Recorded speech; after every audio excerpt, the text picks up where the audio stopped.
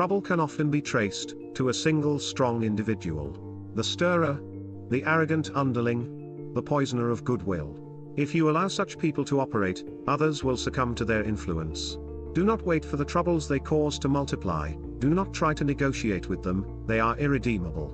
Neutralize their influence by isolating or banishing them. Strike at the source of the trouble, and the sheep will scatter.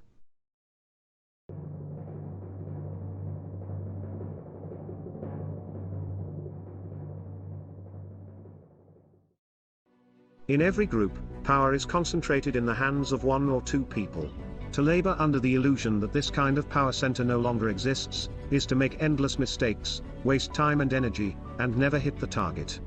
This is one area in which human nature will never change. People will congregate around a single strong personality, like planets orbiting the sun. Trouble within any group can most often be traced to a single person. It's the chronically dissatisfied type who will always stir up dissension and infects the group with his ill ease. This person must be identified and isolated before he can spread his poison. First, recognize troublemakers by their overbearing presence or complaining nature. This person will have a leadership trait like charisma, willpower, or smarts. Once you spot them, do not try to reform them or appease them, that will only make things worse. Do not attack them, either directly or indirectly. They have a poisonous nature and will work underground to destroy you. Separate them from the group before it's too late. Do not give them room to move. Banish them as soon as possible. Let one person suffer, so that the rest may live in peace. In the game of power, isolation spells death. His isolation can be physical. Or it can be political, by narrowing his base of support.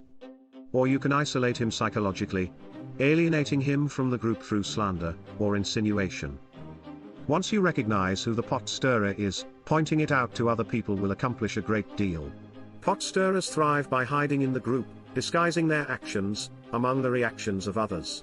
When you make others become aware of their actions, they lose their power to stir things up. Once the leader is isolated, the sheep will become disheartened and confused. With the leader gone, the center of gravity is gone. There is nothing to revolve around, and everything falls apart.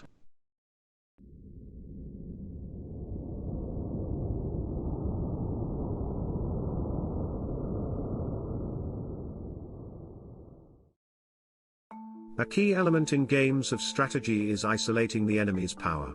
In chess you try to corner the king. In the Chinese game of Go, you try to isolate the enemy's forces in small pockets, rendering them immobile and ineffectual. It is often better to isolate your enemies than to destroy them, you seem less brutal.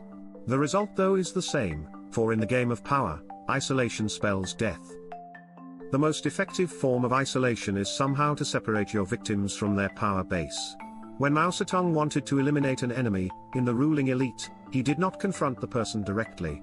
Instead he silently and stealthily worked to isolate this person, divide his allies and turn them away from him, and shrink his support. Soon the man would vanish on his own. Presence and appearance have great import in the game of power. To seduce, particularly in the beginning stages, you need to be constantly present, or create the feeling that you are. If you are often out of sight, the charm will wear off.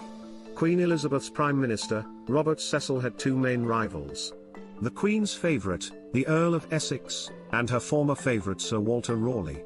He contrived to send them both on a mission against Spain.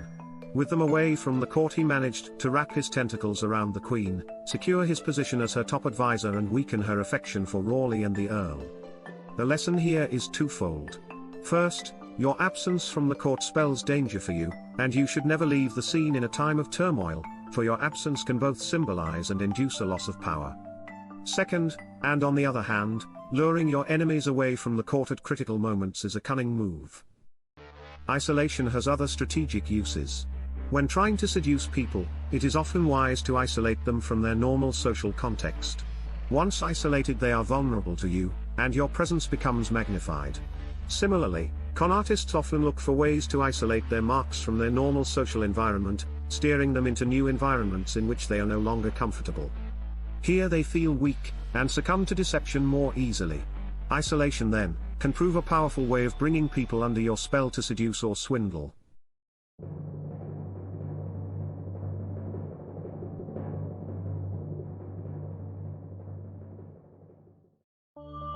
Any harm you do to a man should be done in such a way that you need not fear his revenge, writes Machiavelli. If you act to isolate your enemy, make sure he lacks the means to repay the favor. In other words, apply this law from a position of superiority, so that you have nothing to fear from his resentment.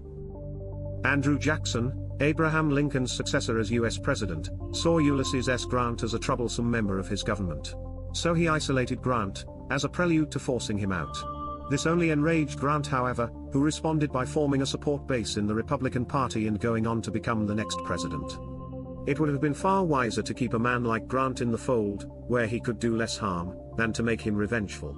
And so you may often find it better to keep people on your side, where you can watch them, than to risk creating an angry enemy. Keeping them close, you can secretly whittle away at their support base, so that when the time comes to cut them loose they will fall fast and hard without knowing what hit them.